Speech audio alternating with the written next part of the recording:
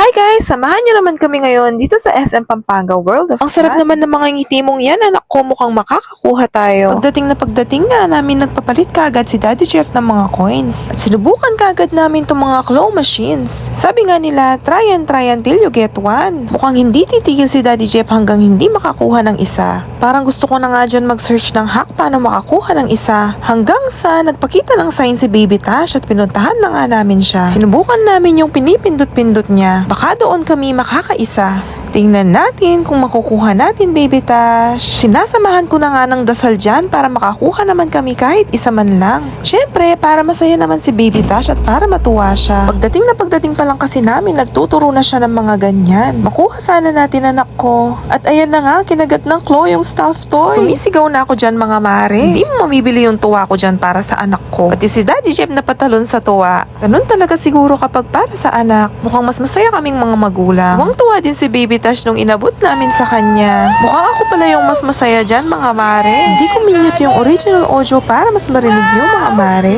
Wow! Yay! Baby Tash, you got it done! Wow! Wow! O diba, dalawa na yung bit-bit niya? Buti na lang, kasama namin si Ate Gia niya at nakakuha din siya ng isa. Alam nyo bang sa first try lang niya ay nakuha niya yung isa? Sana all na lang talaga. Hanggang dito na lang. Paalam!